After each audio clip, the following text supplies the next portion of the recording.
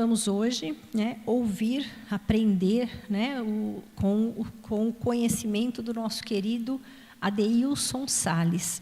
Adeilson Sales já é um parceiro nosso da área de infância, juventude e mocidade, que tem trazido para nós, né, palestras maravilhosas, ensinamentos que realmente fazem uma diferença para nós que lidamos tão de perto com crianças e jovens. Adeilson é natural do Guarujá, São Paulo, é escritor, palestrante e psicanalista. Até o momento, ele tem 92 livros publicados. Esses livros são para crianças, jovens e adultos. Para quem não conhece ainda os livros de Adeilson, vale muito conhecer. São realmente leituras maravilhosas. Alguns dos seus livros infantis foram traduzidos para a língua inglesa. E o êxito do seu trabalho, ele se reflete na participação de Adeilson, né, nas grandes bienais, nas feiras do livro de todo o Brasil. E ele tem sido requisitado para palestras não só no Brasil, mas também no exterior. E normalmente se apresenta, né, além dos centros espíritas, em escolas e universidades. Então, nós, desde já, agradecemos muito com o nosso coração, né, envolvendo o nosso querido Adeilson em vibrações de muita luz, para que ele possa, então, nos trazer a palestra de hoje. Bom dia. Os desencarnados já responderam, agora os encarnados. Bom dia. Que bom, que alegria poder voltar à FEESP. Eu estou bem feliz agora estando pertinho, né, morando em Santos, e me sentindo lisonjeado em ser chamado de parceiro dessa casa tão prestigiosa. Então, eu aproveito para agradecer essa oportunidade de ser útil ao presidente, à nossa querida diretora, e trago aqui uma mensagem que ela certamente vem convidar a todos e todas que trabalham nessa área da educação, né, que podem ser chamados de educadores, para tentar auxiliá-los observando o panorama do que acontece hoje com crianças, jovens e também com as famílias. O fruto da minha fala não é uma fala teórica, ela é uma fala prática, porque como psicanalista que começou o seu trabalho atendendo a maior parte do público adulto, hoje os jovens invadiram a minha praia, né, literalmente, e são a maior parte dos pacientes que eu atendo. Então, eu vou trazer aqui algumas informações que são fruto das minhas vivências como psicanalista clínico. E eu quero começar contando uma história, que é uma história verídica. No ano passado, eu fui procurado por um pai que tem uma filha de 2 anos e meio. E com essa questão da pandemia, ele trabalhava home office e tomava conta da filha de 2 anos e meio. E a esposa trabalhava presencialmente. Significa que era ele quem passava a maior parte do tempo com a menina de 2 anos e meio. E vocês sabem como é que funciona, né? A criança sempre testa os limites, os pais, os adolescentes também testam os nossos limites. É claro que nós estamos aqui dentro dessa casa que tem como bandeira a educação através do Espiritismo, já que o Espiritismo é para nós uma proposta educativa, sem dúvida alguma. Não existe salvação dentro da proposta espírita, mas educação. E na vivência com a filha, era uma vivência cotidiana, todos os dias ele tinha que dar comida para a menina de 2 anos e meio. E um belo dia, ele colocou uma chuquinha no cabelo dela, prendeu, começou a dar comida para ela. E durante aquele momento, a menina tirava a chuquinha e jogava do lado, jogava no chão. Ele colocava a chuquinha, a menina tirava e jogava. Ele colocava a chuquinha, a menina tirava e jogava. Essa situação se repetiu várias vezes, até que no último instante ele colocou novamente a chuquinha, ela tirou e jogou no rosto dele. Vou lembrar que ela tem 2 anos e meio. que ele fez? Bateu na filha. Bateu numa criança de 2 anos e meio. Só que ele exagerou e machucou a bunda da menina. Então, foi uma situação que extrapolou o bom senso, né? Onde faltou lucidez para ele, para que ele entendesse que a educação não pode ser promovida através de pancada, principalmente com uma criança de 2 anos e meio. O fato é que, no final do dia, quando a esposa chegou em casa, ele mostrou a menina e a menina estava machucada. Inclusive, eu recebi as fotos do bumbum da menina, que estavam assim, bem inchado e muito vermelho. E ele disse assim para a esposa: eu quero que você me leve para a delegacia, porque eu espanquei a nossa filha. Ao contemplar a situação, o bumbum da menina, a esposa disse: não, eu vou te levar mesmo para a delegacia. Claro que você tem que ir para a delegacia. E no dia seguinte, então, o casal se dirigiu à polícia e encaminharam a criança para exame de corpo e delito. Felizmente para o casal, para a menina, para o pai e para a mãe, quando eles adentraram lá no consultório onde o médico faria a avaliação, o médico contempla a situação, sonda o que acontece na vida do casal, ou seja, procura saber, né, da dinâmica de vida daquele casal e dá o seguinte conselho: voltem para casa, procurem conversar.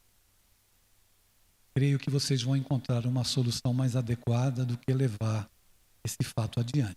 Certamente ele seria preso e aconteceriam muitas coisas. Então esse rapaz me procurou, pedindo ajuda, queria fazer terapia comigo. Ele tem um quadro um tanto quanto já conhecido, que me foi trazido pela irmã dele, uma pessoa muito refratária a conselhos, a orientações, um certo comportamento machista. Terapia, quem é que precisa de terapia? Eu sou autossuficiente, eu não preciso de terapia. Por que eu iniciei contando essa história? Para dizer para vocês que eu vejo a vida como psicanalista de desenvolver em 3 instâncias: a instância espiritual, a instância emocional e a instância material. Então, uma criança de 2 anos e meio ou um adolescente de 13, de 15, na maioria das vezes não sabe nomear aquilo que está sentindo. Se alguém conhecer alguma criança de 2 anos e meio que acorda pela manhã, procura o pai e a mãe e diz assim: olha, hoje eu estou triste, hoje eu estou melancólica, hoje eu estou me sentindo depressiva. Vocês já viram alguma criança falar isso? Não viram e não vão ver, porque a criança ainda se encontra na fase de quem não conhece, não sabe nomear os sentimentos, as emoções, os conflitos e as angústias que experimenta. Então, diante dessa realidade, essa menina que apanhou do pai, no instante em que ela tirou a fitinha e jogou no rosto do pai, o que ela estava fazendo? Eu quero ferir ele porque ele é meu pai, ele está enchendo o meu saco de colocar essa chuquinha toda hora no meu cabelo. Será que foi isso que definiu a atitude dela? Ou será que ela, dentro do contexto cognitivo de uma criança de 2 anos e meio, dentro do contexto de vida de uma criança de 2 anos e meio, ela tem condições apenas de manifestar as emoções básicas: raiva, medo, fome.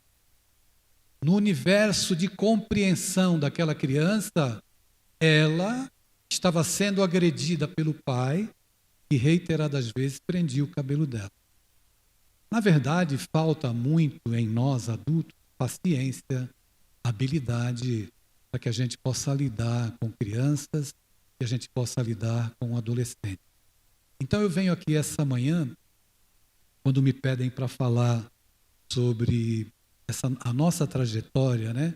Construindo a nossa trajetória como espíritos imortais, eu venho aqui dar um testemunho. Eu não venho aqui trazer uma verdade, eu venho propor aquilo que eu proponho para os meus pacientes. Quando eles me procuram, seja lá qual for a espécie de conflito que eles experimentem, eu sempre digo a eles: eu não vou te dar solução porque é você que tem que solucionar a sua vida. Mas eu vou junto com você abrir portas e janelas para que você enxergue novos horizontes, para que você possa discernir acerca daquilo que afeta a tua vida e aí sim, consciente do papel que te cabe como artífice da tua vida, como construtor do teu destino, é você quem vai escolher. Eu digo a eles que eu sou um garimpeiro. Um psicanalista muito famoso chamado Jacques Lacan dizia que o inconsciente está na linguística. E eu tenho para mim que isso é a mais pura verdade, porque a coisa mais difícil que nós fazemos é ouvir. Não é? No livro Opinião Espírita, tem uma mensagem de Emmanuel, e no primeiro parágrafo o benfeitor diz assim: existe uma beneficência muito pouco praticada hoje em dia, que é a beneficência, que é a caridade de saber ouvir. Quando eu falo ouvir, não é ouvir só com os ouvidos, é ouvir com a sensibilidade, ouvir com o coração, ouvir com os olhos, prestar atenção e efetivamente nós podermos identificar de alguma forma aquilo que se passa com quem me busca. O evangelizador espírita, o educador espírita, ele não é um professor que deva repetir os modelos professorais das escolas. As crianças e os jovens não aguentam ficar nas escolas e certamente não aguentarão ficar na FESP se ao receber crianças e jovens eu trouxer aquele modelo professoral. Olha aí, Deus é a inteligência suprema, causa primeira de todas as coisas. Aprenderam que Deus é inteligente? Isso não se aprende, isso se vive. Nós estamos lidando com almas, não estamos lidando com corpos. Nós não estamos lidando apenas com intelecto, nós estamos lidando com o aspecto emocional.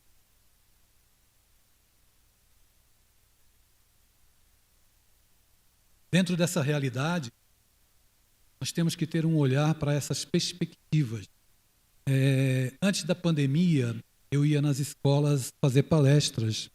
E todas as vezes que eu terminava a minha palestra nas escolas, os adolescentes pediam para falar comigo em particular.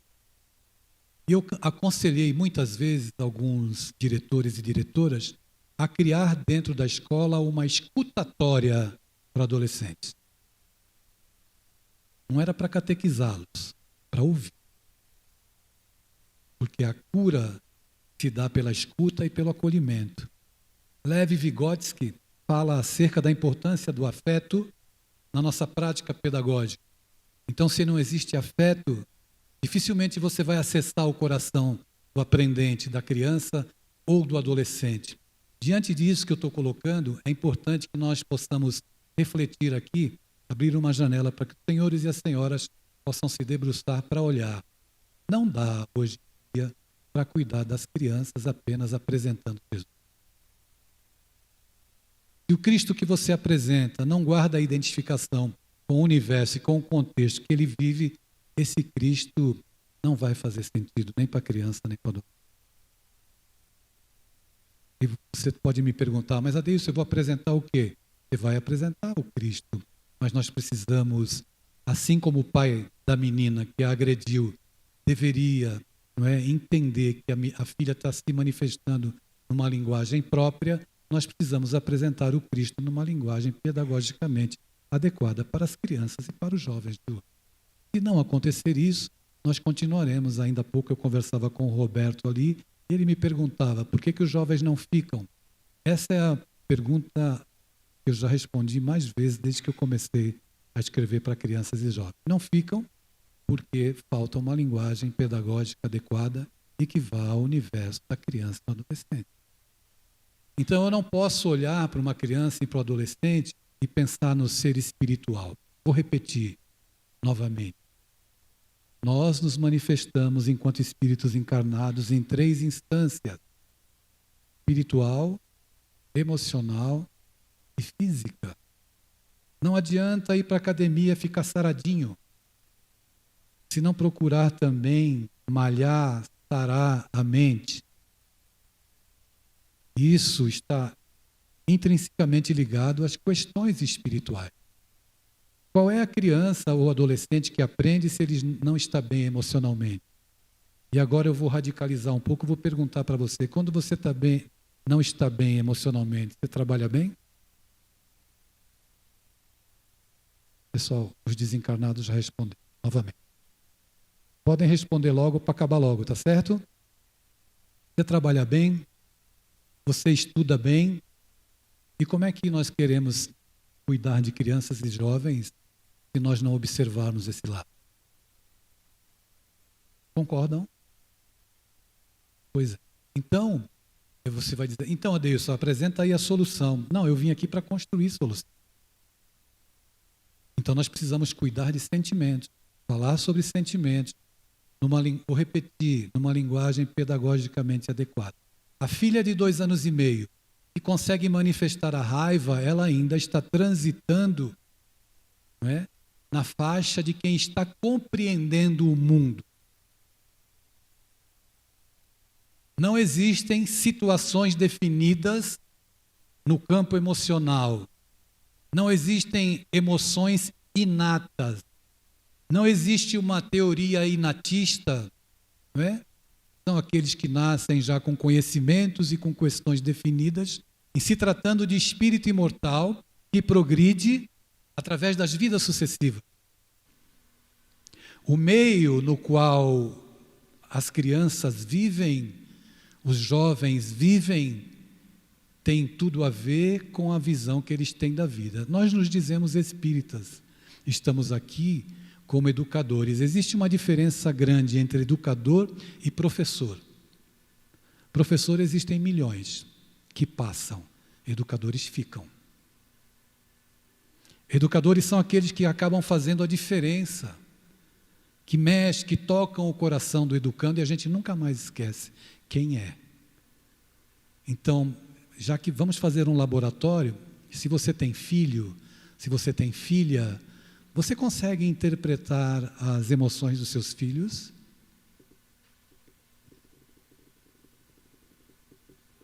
Consegue? Tem certeza? Cuidado com a resposta. Eu entendi, mãe. Nós sempre achamos que nós conhecemos bem os nossos filhos. E os nossos filhos, na maioria das vezes, eles cumprem um papel de um personagem dentro da nossa casa, de acordo com aquilo que a gente institui como legislação doméstica e aquilo que a gente espera que eles sejam. Então eu vou repetir, você interpreta bem as emoções dos seus filhos? Você conhece bem seus filhos? Você pode conhecer, em parte. Em parte. É algo muito delicado. Eles trazem uma história, eles têm uma biografia reencarnatória de todas as experiências auridas, de dores, de lágrimas, de alegrias, de virtudes adquiridas ao longo das existências experimentadas. Então, a nossa proposta é de que nós possamos utilizar, já que o tema desse 22º encontro dos educadores aqui na FESP é a minha trajetória para um mundo de regeneração, é importante que a gente comece a alargar o nosso olhar daquilo que a gente está se propondo a fazer como educadores que nós queremos ser. É diferente, gente. É diferente. Nós temos os livros da FESP preparados para nos dar um norte daquilo que devemos trabalhar no campo pedagógico, nos nossos encontros com as nossas crianças e os nossos jovens. Mas é fundamental que nós não nos mantenhamos engessados e dentro daquilo que é proposto, nós possamos ter atitudes ativas e que possam ir ao encontro das necessidades dos garotos, das garotas e das crianças desses dias. Então tem que ser psicólogo para ser evangelizador na FESP, tem que ser psicanalista? Não, não é isso. Não é isso. As nossas próprias experiências como educadores, como papais e como mamães, já nos garantem uma, digamos assim, uma formação, não é? Na lida do dia a dia com as nossas crianças e os nossos jovens. É importante, por isso que esse encontro acontece há 22 anos, que nós possamos reciclar os nossos conceitos, que nós possamos mudar o nosso olhar. No período pós-pandemia, não é? Eu dizia que fazendo palestra nas escolas, os garotos e garotas me procuravam para conversar, porque eles tinham necessidade de serem ouvidos. Então, eu vou falar mais, acho que eu já falei aqui, Roberto, vou falar aqui para a nossa diretora também. Seria muito importante, para fazer a diferença, algo diferente, mudar. Sabe o quê? Criar um atendimento fraterno para adolescentes. Atendimento fraterno para adolescente não pode ser igual ao do adulto. É diferente. Então, quando um paciente me procura, uma garota de 14 anos, de 15 anos, que quando abre a tela, porque eu faço atendimento online, atendo garotos e garotas de fora do Brasil, da Europa, de Portugal, do Chile, abre a tela, aí está a tela escura, mas cadê a adolescente? Ela está no escuro, ela não fala, não quer aparecer, melhor dizendo. Como vai? Tudo bem? Silêncio. As dores que estão dentro daquela alma estão me enviando uma mensagem através da tela escurecida. Então, veja, a gente tem que ter um olhar cuidadoso. E aí, como é que você vai? Essa paciente em questão, eu tive que ser muito forte para, no primeiro dia, na nossa primeira sessão psicanalítica, ela não perceber que eu havia me emocionado também. E quase eu me traio e choro na frente dela, mas consegui chorar depois que terminou. Ela falava sofregamente, um processo de ansiedade absurdo. Aí eu sempre, para quebrar o gelo, eu sempre me apresento. Meu nome é Adeilson Salles, eu sou psicanalista, sou escritor, escrevo para garotos e garotas. Eu tenho 3 filhas, eu tenho uma filha trans que mora em Berlim. Essa minha fala que eu tenho a minha filha trans, ela é proposital.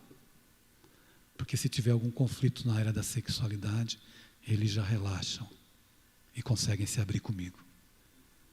E aí, essa garota, eu fiz isso. Aí ela se apresentou. Ela morou na Suécia e voltou para o Brasil. E ela se sentia muito magra. E se sentindo muito magra, ela não queria ir para a escola, porque todo mundo olhava para a magreza dela, porque ela não tinha bumbum, porque ela não tinha ombro, porque ela não tinha seio, porque ela não tinha nada. Então ela falou, olha, eu nem almoço com meu pai e com a minha mãe, eu nem almoço. Porque se eu almoçar com meu pai e com a minha mãe, se eu derrubar a comida na mesa... Então, eu observei que ela preferia viver no escuro. Ela não se amava, ela não tinha valor algum que ela admirasse nela mesma. E quem convivia com ela a massacrava. Ela tinha que ficar no escuro. Você namora, você gosta de alguém? Eu gosto de uma menina, eu gosto de meninas. Ah, que legal. E como é que você está conversando? Tem namorada? Já está namorando? Não, eu gosto dela, né? Acho que ela percebe que eu gosto dela. Tá bom. Próxima sessão, a mesma coisa, no escuro. 10ª sessão, uma penumbra. Eu podia ver o perfil. Ela começava a sair do túnel escuro das dores, da sua alma, das suas angústias, e começava a vir para a vida. E após muita conversa, muito acolhimento, porque a base do meu trabalho é o acolhimento. Tanto é que os meus pacientes, eu não me interesso por aquilo que eles sentem apenas no dia da sessão que eu vou receber pela sessão. Todos eles podem mandar mensagem para mim quando quiserem, pelo WhatsApp. Pode mandar áudio, pode mandar texto, porque eles precisam ser acolhidos. Porque nós precisamos de amor. Porque nós precisamos colocar amor nas coisas que a gente faz. Eu acho e tenho certeza que a FESP, nesse olhar que a pandemia trouxe, porque a pandemia abriu uma janela, pede para que a gente tenha amor também nas nossas ações. E aí a menina foi abrindo a janela, abrindo a janela, abrindo a janela. Última sessão, ontem. Ô Gabriela, pelo amor de Deus, fecha a janela de trás que está muito claro, eu não te vejo. Já estava indo para a academia, bonita, toda orgulhosa, se preparando para fazer o vestibular da Unicamp. Então, eu poderia ficar citando aqui casos. Eu tenho certeza que os senhores e as senhoras também carregam as suas angústias, também carregam as suas dores, mas estão se propondo a deixar de lado as suas angústias e as suas dores para estarem aqui, numa manhã de sábado, conversando, participando de um evento que a FESP traz, primeiro para acolhê-los e acolhê-las, e para oferecer a possibilidade de nós refletirmos nas nossas práticas educativas. Não adianta nós termos apenas um discurso voltado para a vida após a morte, para as questões espirituais, para questões da mediunidade. Precisamos ir além. Também aquilo que o Espiritismo propõe, porque o Espiritismo traz uma lente para nós contemplarmos os problemas humanos. E essa lente não pode se deter apenas no espírito que se comunica com outro espírito pela mediunidade, ou que vai ter uma vida futura, etc, etc. Nós precisamos nos indagar hoje na seguinte proposta filosófica, me permitam. Existe vida antes da morte? Existe vida com qualidade antes da morte? Não é? Quando nós nos ocupamos demasiadamente com a vida depois da morte, nós nos esquecemos de viver a vida antes da morte. Os senhores e as senhoras que voluntariamente se consorciaram a Jesus de Nazaré, o grande educador, que ao contemplar todos aqueles personagens, né? Quando ele contemplou Zaqueu, quando ele contemplou Maria de Magdala, quando ele se deparou com a infantilidade de Pedro nas 3 negativas, quando ele se deparou com todos aqueles que traziam mazelas em sua alma, Jesus não olhava para as mazelas. Ele olhava para a luz da qual cada um era portador e que deveriam, a partir do Evangelho, do acolhimento do Cristo, quem mais acolheu além de Jesus? O acolhimento que ele dava, que ele ofertava, ele fazia com que a luz daquelas personagens, que são as nossas referências hoje, Paulo e tantos outros, pudesse brilhar. Então, que brilhe a vossa luz enquanto educador, que brilhe a luz das nossas crianças, para que elas possam também, no turbilhão em que elas vivem, muitas vezes, lares difíceis, serem ajudadas. Tem um outro lado da questão, são muitas coisas e o tempo não vai permitir que eu possa seguir, porque eu fiquei de dar 10 minutos para a pergunta. Quanto tempo eu tenho? Cadê a moça do tempo? Ela disse que vai até às 14h. Então, nesse nosso momento, é fundamental que a gente possa ir além, fazer um pouco mais. E Jesus ia além. Ele sempre fazia um pouco mais. Ele sempre buscava ir para além daquilo que o Espírito revelava das suas dores naquele momento. E eu preciso dizer a vocês também, que é importante, todas as vezes que eu vou atender um adolescente, eu não atendo o adolescente sem antes conversar com os pais. Então, recentemente eu fiz um atendimento, pedi para conversar com a mãe disse, era importante que o pai estivesse presente. Vamos conversar de novo com o pai e com a mãe. Então, eu estou atendendo, conversando com o pai e com a mãe, e o pai e a mãe passam o tempo inteiro se hostilizando na minha frente. Não era difícil de deduzir que o adolescente que eu iria atender era um adolescente inseguro. Inseguro, assustado, frágil. E isso é sério. Quero contar só mais uma historinha para vocês. Um casal da Suécia indicaram o meu nome para eles. Uma outra brasileira que eu cuidava lá indicou meu nome. A preocupação era com a criança de 7 anos de idade.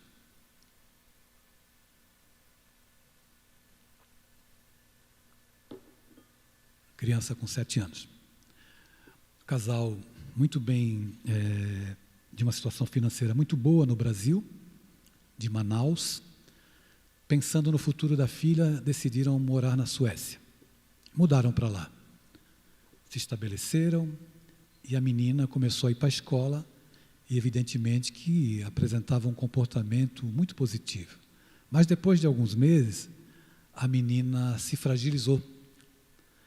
A menina tinha medo de dormir, ela acordava assustada, ela não queria fazer mais as mesmas coisas que ela fazia, ela não queria brincar mais com as brincadeiras que davam alegria a ela anteriormente. Então ela começou a ter um comportamento muito diferente daquilo que ela manifestava. Pois bem, a mãe me procura, primeiro a entrevista com a mãe. Está tudo bem? Ela me contou desde a saída de Manaus até a mudança para a Suécia, todos os pontos, e eu perguntei para ela, como é que está a sua relação com o seu marido? A minha relação com o meu marido está mais ou menos, não está muito boa e tal. Vocês têm discutido na frente da sua filha? Não, na frente dela não. Quando a gente discute no quarto. A criança, ela capta a psicosfera, não adianta brigar nem no porão, ela já sabe. A hostilidade não se revela na hora da discussão. A belicosidade das pessoas vai sendo permeada por espinhos que a gente vai manifestando, tentando agredir o outro. Falei com ela, ouvi no dia seguinte a entrevista com o marido. Tudo bem, aí ele me contou também toda a trajetória. Saiu do Brasil, empresário, bem-sucedido, para morar na Suécia. Como é que vai sua relação com a sua esposa? A minha relação com a minha esposa, ela não anda muito bem. Então eu disse para ele, olha, eu não posso afirmar, mas possivelmente a sua filha está insegura, porque o cais, o porto, que são os pais, onde ela atraca o coração dela, esse cais deve estar comprometido. Ela não está sentindo mais segurança. Quem dos senhores aqui e das senhoras é pai e mãe, eu preciso lhes comunicar algo importante. Vocês conhecem o Emmanuel, mentor do Chico? Acho que não, né? Ninguém respondeu. Conhecem? Então eu quero lhes comunicar que vocês são o Emmanuel na vida dos seus filhos. Peguei pesado? Né, Roberto? Vocês são o Emmanuel na vida dos vossos filhos. Vamos para a federação? Você fala para o seu adolescente. Eu não. Porque o Jesus que eu estou vendo dentro da minha casa, ele é bem diferente. Um adolescente me disse, filho de espíritas, discutindo com o pai, disse assim, pai, eu quero morar no centro espírita, porque lá todo mundo é bonzinho. Percebe? Percebe que educar não é você pegar uma cartilha, você vai fazer isso. Educar é você ir na frente, apontando o caminho, entende? Mostrando o roteiro, isso é educar. E aí a gente tem que refletir muito seriamente. Para encerrar, para abrir para perguntas, eu não posso falar da vida de ninguém, mas posso falar da minha, né?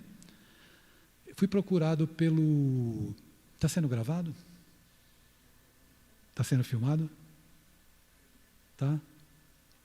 Fui procurado por uma pessoa da minha família que cuida da neta. E aí a menina já tentou suicídio 3 vezes.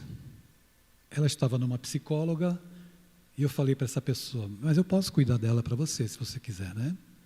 Primeiro eu vou conversar com você e com a sua esposa, porque eu preciso sentir o contexto emocional e familiar dela. Podemos? Podemos. Marcamos um café, eu ia atendê-la hoje de manhã. Aí eu lembrei que tinha que vir na FESP, vou conversar com ela de tarde. Aí eu conversei com esse meu parente e com a esposa dele, sem a neta, evidentemente. E comecei a fazer perguntas básicas. Estou falando de família, hein, gente? Vocês conversam com ela, vocês adjetivam ela, vocês comparam. Quando eu falei, vocês comparam ela com alguém, a esposa desse meu parente assim abaixou a cabeça. Eu já comparei algumas vezes, na verdade eu ainda comparo de vez em quando. Compara com quem? Eu comparo com a mãe. Eu sempre digo para ela assim, você vai ser igual ela. A mãe é prostituta. E depois as pessoas não entendem. Por que o adolescente adoece? Por que ele confronta às vezes a dicotomia do nosso discurso com a nossa ação. E a gente quer falar de Jesus para eles. Ótimo, vamos falar de Jesus. Mas não basta, gente. E nós vamos resolver os problemas de todo mundo? Não. Mas existe algo que pode fazer a diferença. Sabe o que é? Para facilitar, para falar de Jesus, acolher, amar.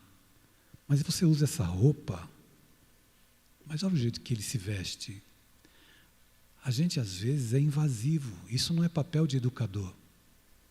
O educador acolhe. E depois de um tempo, ele vai adentrando suavemente a vida do educando, não pelo discurso, pelos exemplos. São muitas coisas para falar, eu teria muitas histórias para contar, mas o nosso tempo é curto. Eu queria propor essas reflexões, ficarei à disposição se alguém quiser fazer alguma pergunta. Quem quiser conhecer um pouco mais o meu trabalho, pode me seguir lá no Instagram, @leioadeilson, leio de ler, @leioadeilson. Comecei a fazer postagens sobre o Setembro Amarelo, no dia 1º, farei todo dia uma postagem à noite, voltada para os cuidados emocionais com as nossas crianças, com os nossos adolescentes. E também farei postagens com a necessidade de olharmos para os pais. É preciso ter um olhar para os pais. Os pais estão pedindo socorro. Eles não erram porque querem errar. Eles também têm uma história de traumas, de limitações e precisam ser orientados. Então, precisamos cuidar da família, não apenas do lado espiritual. Precisamos propor encontros, atividades, trazendo profissionais da área que sejam espíritas, pessoas reconhecidamente que tenham uma contribuição a dar, porque eu preciso também, Roberto, você também precisa, a minha irmã precisa, você precisa, nós precisamos de ajuda para continuar nessa estrada que ela é árdua, mas é extremamente compensadora de nós auxiliarmos. Lembre-se bem que você é o Emmanuel na vida do seu filho, da sua filha, você é o Emmanuel na vida do seu educando. Muito obrigado.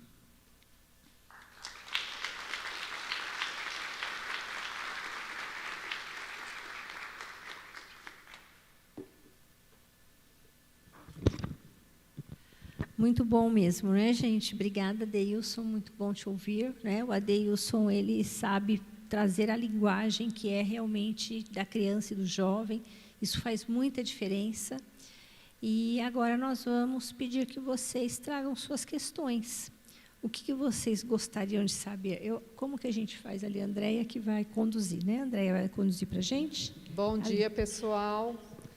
Depois de ouvir as reflexões do nosso amigãozão Adeilson, sempre muito assertivo, ele é o amigão dos nossos jovens. Os nossos jovens adoram Adeilson.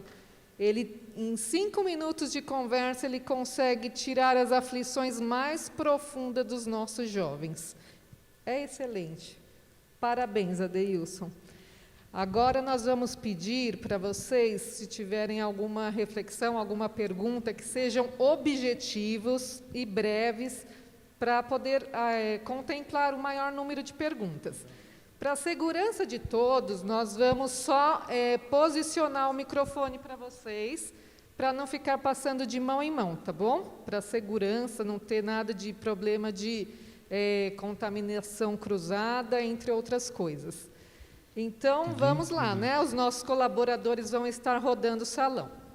Ali a moça e o rapaz aqui na minha frente.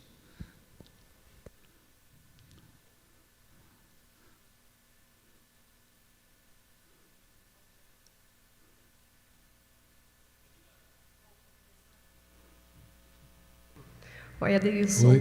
Bom dia, vou começar aqui. Na verdade, a pergunta é objetiva. Uma luz, o que eu faço?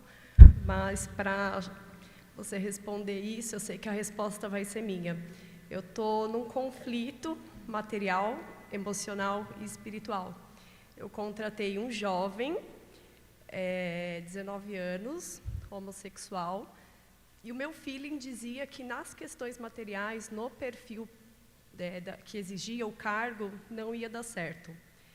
E a minha decisão foi assim, pega de surpresa, porque entrou no aspecto emocional e espiritual. Falei, eu tenho que dar uma oportunidade para esse menino. Tentativa de suicídio, aí na última entrevista, por uma questão de documentação, ele entrou nesse assunto. A resposta já seria não, mas pegou, como eu disse, no meu calcanhar de Aquiles e contratei ele. E nas questões materiais, o que meu filho dizia não tá acontecendo, né? Ele não tem perfil para o cargo. Fiz a devolutiva, né, todo o feedback, conversei com ele, pontuei algumas situações, ele teve uma melhora em 2 dias e depois vem aquela queda. Aí, depois de estar vivendo aí quase 90 dias nesse conflito, optei por não renovar o contrato dele. Estava tomando café da manhã, no dia que eu ia fazer, né, toda essa etapa, fui chamada aos prantos que ele desmaiou na nossa sala. Fui lá, acolhi ele, levei ele até o hospital, PS, tudo, borderline. Então, eu estou nesse conflito. Eu tenho que tomar essa decisão material, porque já está gerando um conflito na equipe, né, perante os outros integrantes, com a postura dele, mas assim, esse lado espiritual e emocional fala que eu tenho que acolher, eu tenho que ajudar esse menino, e é esse conflito que eu estou, que está tirando o meu sono, está me gerando uma ansiedade. Então, eu sei que a resposta é minha, mas se você puder dar um conselho, principalmente aí Setembro Amarelo. Sim. Eu vou propor uma reflexão, tá bom? Eu não posso dizer assim, faça isso, faça aquilo. Veja, nós temos uma dificuldade muito grande em dizer sim, sim e não, não, né? Jesus nos aconselha a dizer sim, sim e não, não. Existe o aspecto de você, com o coração generoso, querer acolher. Mas quando chega ao ponto de complicar a estrutura, é melhor que você possa ajudar sem que comprometa a outra parte, que é o lado material, que a empresa precisa efetivamente. A maneira de você começar a ajudá-lo é sendo sincera com ele e consigo mesma. Você pode ajudá-lo sem comprometer. Então, você pode, se você tem amigos, quem possa orientá-lo, quem possa acolhê-lo, aqui na FESP ou em qualquer outra instituição, um profissional de psicologia, às vezes sai mais barato para você dizer, eu não tenho como te manter aqui, mas vou te ajudar com um psicólogo conhecido que vai poder te orientar. A melhor maneira, muitas vezes, de ajudar é justamente lidar com a verdade de maneira clara, objetiva e assertiva. Você não vai conseguir transformá-lo. Tem situações que nós não temos controle. Nós não temos controle sobre a vida, nós não temos controle sobre ninguém. Você tem controle exatamente da sua decisão nesse momento. E a sua decisão, ela tem que ser uma decisão coerente. Não é? Então, não deixa o sentimento falar mais alto e comprometer os outros aspectos. Olha, eu posso te ajudar assim. Estabeleça um limite para ajuda, sem esquecer que ele tem que fazer a parte dele também. Você não pode resolver por ele, tá bom? Mais uma pergunta aqui. Bom dia a todos. Bom dia. Meu nome é Vladimir, mas todos me chamam de Vlad, o pessoal já sabe disso. Eu sou voluntário no CVV. E eu tenho percebido que praticamente nos últimos tempos, metade dos meus atendimentos são de adolescentes, que descobrem o CVV por meio de procura no Google, como se matar sem fazer muita sujeira. Está preocupado que os pais limpem, Sim, né? sim. E acaba aparecendo já um acordo feito, aparece o número do CVV, eles ligam, nem sabem o que é, e a gente explica e dá o acolhimento emocional que eles precisam. A grande maioria, os pais não percebem, nem os educadores, sinais desse desejo de se matar. Eu pergunto para você, Adelson, há alguns sinais que a gente pode prestar atenção para poder observar essa tendência? Sim. Vlad, muito obrigado, viu, pela participação. Em primeiro lugar, por que eles ligam para o CVV? Porque eles vão ser ouvidos e ninguém vai reclamar. O CVV sempre tem tempo para ouvir quem está desesperado. E quem está desesperado precisa ser ouvido, isso vai fazer a diferença. Se eu fosse adolescente e estivesse com conflito, eu ligaria para o CVV também, porque eu sei que ninguém lá vai querer me catequizar. Então, o atendimento fraterno numa casa espírita, em primeiro lugar, não pode querer catequizar o garoto que te procura. Deixa ele falar que ele é bi, tri, polissexual, isso não importa. O que importa é que estabeleça uma ponte, um vínculo, que ele se sinta confortável, para a partir daí você estender ajuda oportunamente na hora certa. Então, existem alguns sinais característicos. Ele se isola, não faz mais as mesmas coisas que ele fazia, não busca mais os mesmos prazeres que ele tinha, ele se esconde, ele fica irritadiço, ele tem problemas para dormir, ele tem problemas para comer. E eu poderia citar aqui uma série de situações que denotam que existe uma angústia, que existe um sofrimento ali com aquele adolescente.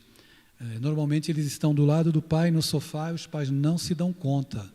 Por quê? Porque os pais são maldosos? Não, porque os pais não têm muitas vezes capacidade, porque ainda tem pai que entende que educar é colocar no Dante Alighieri, aqui em São Paulo, não é isso? Vocês colocaram aqui? Bota no Dante Alighieri, depois de manhã, quando sair, vai fazer alemão, inglês, francês, mandarim, vai para o jiu-jitsu, vai para o judô, vai para tudo, só não vai para casa para conviver comigo. Tem iPad e iPod, mas não tem iPai nem iMãe. É difícil, gente. Vou repetir, 3 instâncias, espiritual, emocional e material. Na instância espiritual e emocional, a família é, sem dúvida alguma, a grande base. Então, a gente precisa ter uma fala para te ajudar, porque o que você fala é a grande realidade. Os adolescentes estão perdidos. Por quê? Porque ninguém vai no mundo dos conflitos dele. Por isso eles não ficam na casa espírita. Por isso eles vão, às vezes, para a igreja, não permanecem. Por quê? Porque era muito importante o que eu vou falar agora, que me escapou durante a minha fala. Muito importante.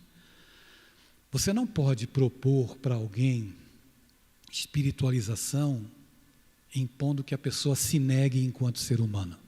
Eu tenho que negar meu corpo enquanto adolescente, mas o que é que eu faço aqui, agora na puberdade, que está mudando, está nascendo os pelos, a voz está mudando, o estirão do crescimento, mudou o cheiro, eu estou começando a ficar com desejo, eu faço o que com isso?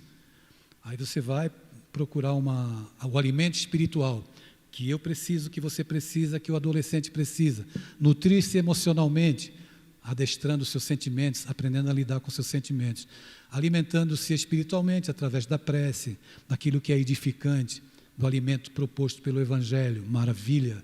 Cuidar do corpo, também, maravilha. Mas nessas 3 instâncias existem cuidados necessários e urgentes. Um adolescente, um garoto, uma garota, eu já fui adolescente, né? Já senti tudo isso que eles sentem, já tive vontade de me matar, já tive vontade de fugir, sofria bullying, e queria desaparecer da face da terra, até que fui acolhido por alguém, e mudou, as coisas mudaram. Mas, se você acha que desenvolver a sua espiritualidade é representar um personagem proposto pelos religiosos, você vai se frustrar. A melhor maneira de você desenvolver a sua espiritualidade é aceitar a sua humanidade. Eu sou humano, eu caio, eu choro, eu erro e está tudo bem. Eu não tenho que entrar nessa neura de atender um protótipo, olha, eu vou para a federação, então eu já entro assim ali na porta da FESP. Você é um ser humano, aceite a sua humanidade. Tudo com relação aos jovens, sexo principalmente, nada de proibição, diz Emmanuel no prefácio do livro Vida e Sexo, nada de proibição, mas tudo de educação. Educar, orientar, para que a gente possa lidar com a vida que é bela, que é muito bonita, e nós estamos sucumbindo porque nós não sabemos lidar com a nossa humanidade. Desculpa ter me demorado na resposta, me prolongado, mas era importante falar isso. Temos mais uma pergunta aqui, tá? Tem lá atrás um rapaz, está lá já. Tem também a moça ali. Tem a moça ali e tem uns 10 desencarnados ali também, só na reunião mediúnica. Tá certo. Bom dia, é um prazer estar aqui. Bom dia. Nós somos aqui do Núcleo Redenção, estamos imbuídos aí dessa questão da educação, mas eu vou colocar uma coisa um pouco pessoal, até porque eu acho que é essa conexão que a gente tem muitas vezes. Tá? Também, realmente, é muito interessante a fala, porque eu conheci, fui voluntário do CVV também, no período exatamente pós-adolescência, porque, por acaso, como adolescente, eu procurei o CVV. E, muitas vezes, eu acho que a gente educa pelo laço que, muitas vezes, a gente tem descobrindo nós mesmos. E, exatamente, é aonde eu acho que, falando num psicanalista, né? Eu dou aula desde os 19 anos. Eu cheguei a fazer a primeira evangelização, eu estava realmente com 19 para 21 anos, que é exatamente o grupo que hoje eu gostaria de estar atingindo. E também é muito interessante a gente estar falando de Setembro Amarelo. Eu sou uma pessoa que está se tratando de depressão tem 5 anos. Então, eu me sinto muitas vezes habilitado por conta dos próprios debates internos que eu faço disso. E, principalmente, olhando que eu não estou acolhendo o adolescente, mas, na verdade, ao fazer isso, eu estou acolhendo o adolescente que está dentro de mim. Eu gostaria de lhe perguntar, talvez por aí, muitas vezes, pegar a criança e o adolescente que está dentro de nós, tá? E trazer ele para acolher o outro e, ao mesmo tempo, estar acolhendo nós mesmos, ou não? É melhor separar as duas coisas. Obrigado. Obrigado, eu escrevi um livro voltado para as escolas que se chama Construtores de Asas. O subtítulo é Humanizando a Relação entre Pais, Professores e Adolescentes. Na introdução desse livro, eu escrevi uma historinha. A história é a seguinte. Fala de um homem, de um engenheiro, que morava na periferia, entrou na universidade, cresceu, progrediu, se tornou um construtor. Ele comprava casas para derrubar e levantar prédios e construções novas. Um dia ele se deu conta, a construtora dele era muito grande, que ele estava caminhando no bairro que ele passou a adolescência. E aí, de repente, ele olhou o endereço e percebeu que estava diante da casa onde ele havia passado a adolescência dele e a infância. A casa não tinha sido derrubada ainda, então ele se decidiu a entrar. Ele abre o portão, entra, a casa onde ele tinha as memórias afetivas guardadas, onde ele ainda morava, porque nós moramos em algumas memórias, principalmente as mais saudáveis. Quando a gente está sofrendo, a gente quer voltar para os lugares, para as pessoas com as quais nós convivemos, nos períodos em que experimentamos segurança, felicidade para viver. Ele entra a casa, passa pelos cômodos e vai rememorando a infância e vai rememorando também a adolescência. Aí ele vai até o banheiro e lá está o espelho no banheiro. Ele para em frente ao espelho e fica se mirando ali, rememorando. Para a surpresa dele, na imagem do espelho aparece um garoto do lado dele. E esse garoto olha para ele e começa a conversar com ele. Ele responde, a princípio, às colocações do garoto e depois percebe que aquele garoto era muito irritante, muito chato. Como ele fala bobagens, como ele fala coisas vazias, como ele diz coisas sem sentido. E ele queria encerrar a conversa com aquele garoto, mas o moleque não parava de falar. Que moleque chato. Então ele olha e aquele incômodo, aquele desconforto que ele sente, aquela raiva, ele olha para o espelho e ele começa a apertar o pescoço daquele garoto. Aí ele acorda de madrugada apertando o próprio pescoço. Nós fechamos as portas, esquecemos dos adolescentes que nós fomos.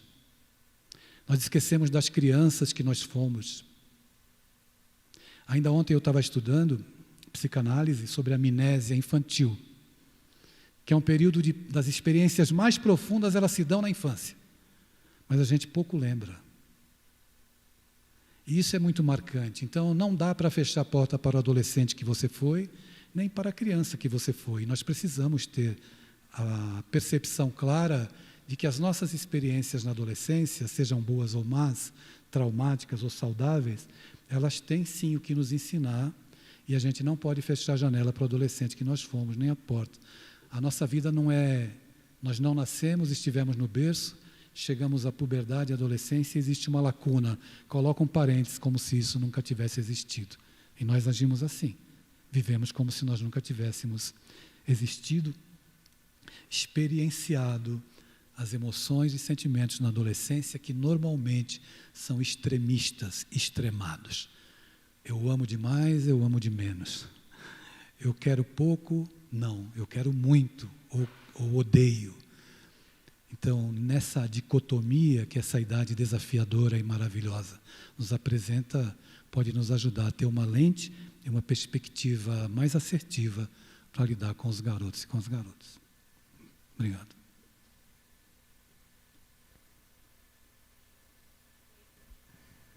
Pois não. Bom dia, tudo Bom bem? dia. Meu nome é Stephanie. Oi, Stephanie. Eu tenho um sobrinho que tem 14 anos. É um jovem assim muito inteligente, educado, né? E a minha pergunta é como que eu posso fazer para acessar e me conectar com ele, porque mesmo tendo essa relação de proximidade, por eu ser tia, eu sinto que eu não o conheço. E algumas vezes que eu tento e pergunto assim, o que você gosta, o que você prefere, como está a escola, como estão as coisas, eu sempre ouço um monólogo. Tudo bem, tudo ótimo, muito bom. Ou, o que você gostaria de ganhar de presente de aniversário, alguma coisa, qualquer coisa, está tudo bem. E eu não consigo desenvolver mais esse laço, eu sinto que eu não o conheço, assim, a gente é familiar, mas acaba parecendo desconhecido, e eu não sei como acessá-lo. Às vezes a gente vê, lê coisas, mas eu gostaria mais, assim, de poder ouvir, saber o que está se passando ali, se tem algo, né? Então, isso que você trouxe, quais são, às vezes, as angústias, as dores, e poder dizer assim, olha, eu estou aqui se você precisar, sabe? Ok. Em primeiro lugar, é importante saber, sondar a vida dele, se ele está se comprometendo no estudo, se ele é rebelde, se ele é um garoto que está apresentando um comportamento que vai prejudicá-lo depois. Se ele estiver tendo uma vida normal, atendendo aquilo que um garoto dessa idade normalmente tem como demanda, de ir para a escola, nos compromissos inerentes à adolescência, tudo bem, pode ser que ele seja assim, e não será aquilo que você quer ver nele, uma interação mais afetiva e afetuosa. Mas para acessar o universo dele, é importante se interessar pelo mundo dele, sem que você precise perguntar. Entende? Sem que você precise perguntar. Procurar sondar do que ele gosta. Ele gosta da Anitta. Meu Deus, da Anitta. Então, não recrimine a Anitta na frente dele, porque ele pode estar te observando e perceber que você repete alguns comportamentos que os pais têm. Comportamentos, quando você se aproxima, lá vem mais um adulto chato, que vai dizer para mim não fazer as coisas que eu gosto, entende?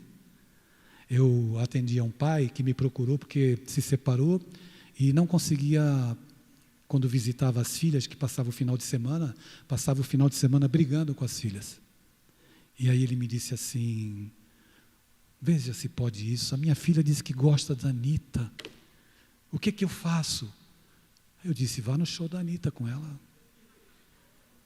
Evidentemente que depois que eu absorvi a vibração contrária que ele emitiu contra mim, eu pude dizer, é importante participar do mundo deles, não querer os trazer para o nosso mundo. Jesus Cristo não veio aqui na Terra, galera, olha, vai sair uns ônibus fretados lá para o mundo superior, vou levar vocês para conhecer o mundo superior. A gente não conhece nem esse mundo. Então, o que a gente faz? Qual é o papel do educador? Ir no mundo do educando.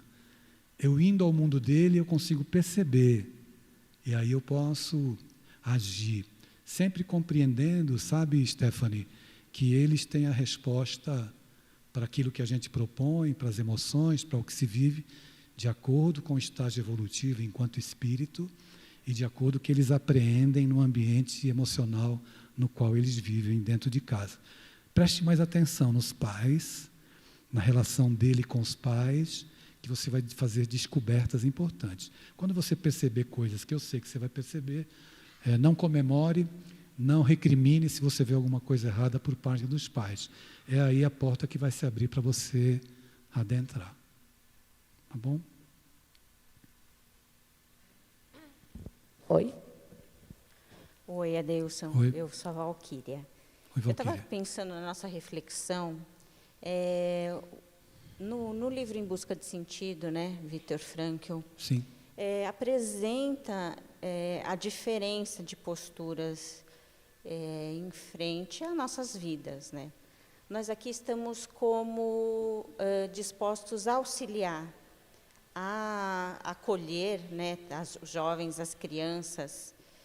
E eu sei que talvez não seja fácil até essa pergunta, mas como promover para os jovens, para as crianças, inclusive para nós, né, esse sentido que faz nós levantarmos diante das nossas sombras, estendermos o olhar, quer dizer, a própria proposta de Jesus, aquilo que a doutrina espírita vem nos alimentar e trazer, que são essas mensagens exatamente para nos apoiar nesse sentido. E, então, fica um grande desafio para nós, né? Favorecer esse sentimento, acender essa centelha interna e, de fato, o que a gente poderia, diante desse desafio, encaminhar para essa mudança ou para esse despertar interno. Obrigada. Ok. Eu venho respondendo essa pergunta nos últimos 3 meses. Todos os lugares que eu vou, crianças, adolescentes, adultos, idosos me perguntam. E os meus pacientes, normalmente, abre a tela, lá vem a pergunta: qual é o sentido da vida? Não vejo sentido para a vida. E aí, depois de muito refletir, até na minha própria vida, para encontrar sentido para a minha própria vida, eu disse aqui durante a minha apresentação, eu agradeci o Roberto, agradeci a nossa diretora, dizendo assim: muito obrigado pela oportunidade de ser útil. O sentido da vida é proporcional à nossa utilidade. Quanto mais úteis nós formos diante da vida, mais a vida ganha sentido. O ócio, a não ser que seja criativo, ele adoece. Então eu preciso ser útil.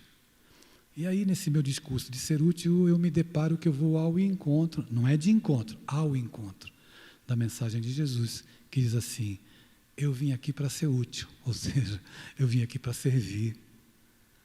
E no contexto educacional, a melhor maneira de nós chegarmos nesses corações é através da sensibilização. Como é a sensibilização?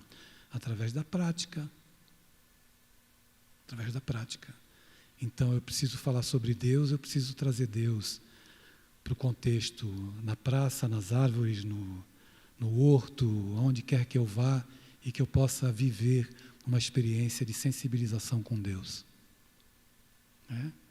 Eu sei que a minha fala, às vezes, ela não é muito bem interpretada e não é muito bem aceita. Mas eu sou muito feliz porque eu procuro trabalhar com amor e não presto atenção na opinião que os outros têm a meu respeito. Não presto. Eu já fui em escolas e trabalhei rap do Racionais MC para sensibilizar.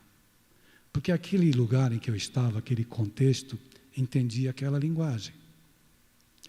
Eu já fui falar sobre suicídio, Setembro Amarelo, em Brasília, numa palestra no auditório da LBV, falar para adolescentes. E aí eu levei um clipe do Aerosmith. E quando frisou a imagem do Aerosmith, que apareceu Steve Tyler com aquelas roupas espalhafatosas dele, naquele gestual dele, estava frisado. Eu olhei propositadamente e percebi que algumas pessoas já torciam o nariz. Eu tive o cuidado de levar uma música, um clipe do Aerosmith que tinha legenda. Então eu pedi para soltar a música, e na letra da música, interpretada pelo Steve Tyler, que eu amo ele como vocalista, né? Ele dizia: quando as coisas estiverem ruins, faça uma prece. Então a gente precisa desconstruir algumas ideias que a gente tem e que a gente transmite na nossa prática educativa, que não servem para nada. Vamos ao mundo do educando, sensibilizando, tocando, que ele vai encontrar sentido para a vida dele. Eu sei que você vai encontrar mais ainda para a sua.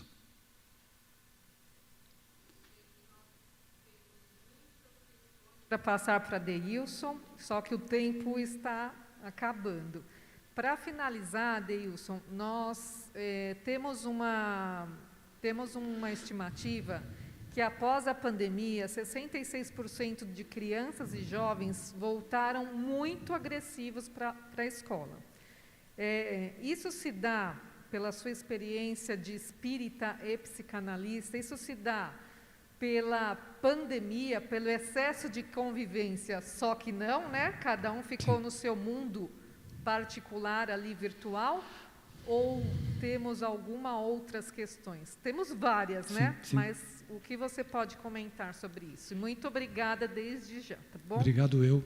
Bom, quem quiser entrar em contato, eu respondo todo mundo. É só mandar lá mensagem no Instagram que eu responderei.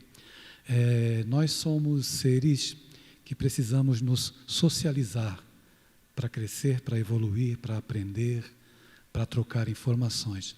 Então, muitos garotos e garotas foram privados da alegria de estarmos hoje aqui, por exemplo, nos socializando.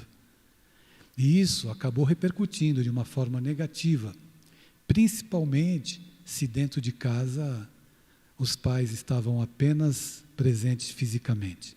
Costumo dizer que educar é estar presente na vida do seu filho, não é prover.